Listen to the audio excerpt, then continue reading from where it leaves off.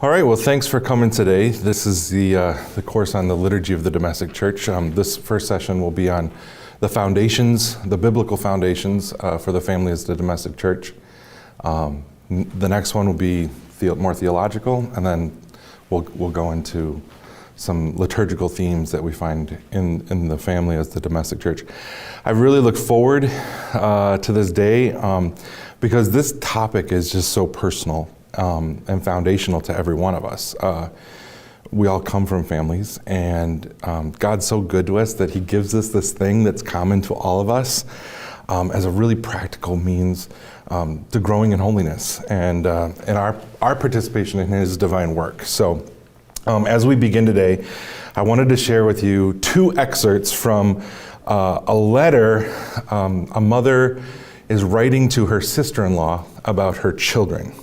And I think that'll help illustrate what I'm trying to say. So this first excerpt, quote, "I know you've heard of my daughter's departure from her boarding school.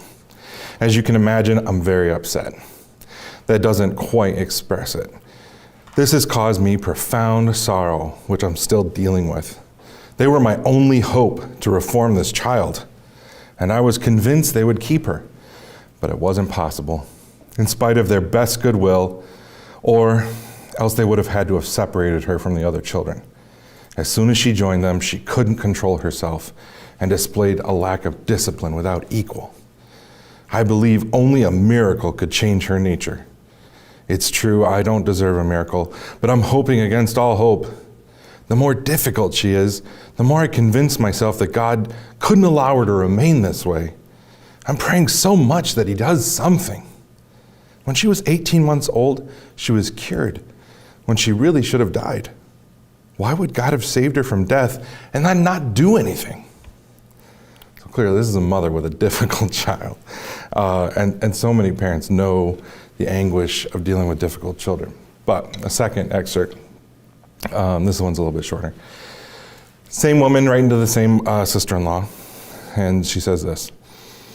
"Oh, another thing, little T is very upset. She broke a little vase that I gave her this morning. Like normal, as soon as it happened, she came and told me.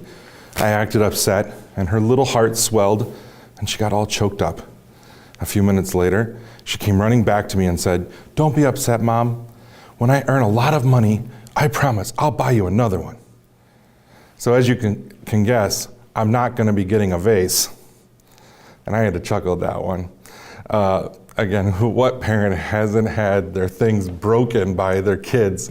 My wife and I, just the other day, we hear our daughter sheepishly calling for us upstairs, and when we go up, we discover that she had gotten the brilliant idea to step on the toilet paper holder to look out the window, and when the thing gave way, ripped a gigantic hole in the wall. And so now we have that to deal with. But the reason why I chose these passages is they're written by a saint. And maybe you're guessing that conclusion, but in addition to the mother, that first daughter, she's a servant of God whose cause is up for sainthood. And the little girl with what I like to quote Mary Poppins, the pie crust promise, easily made, easily broken, about the vase. She's called the greatest saint of modern times and is a doctor of the church. So maybe you've guessed it by now, but that mother is Saint Zélie Martin.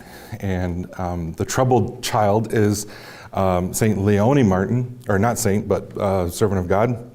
And then the little girl promising to fix the vase was Saint Therese of Lisieux. So, and then not to mention the husband, Saint Louis Martin. So you've got a family, clearly just kind of regular family, living their life, but they've got 3 saints and 1 on the way, and maybe even more after that. So I'm really inspired by the example of their family because they show that by faithfully living their vocation, it becomes a path for God.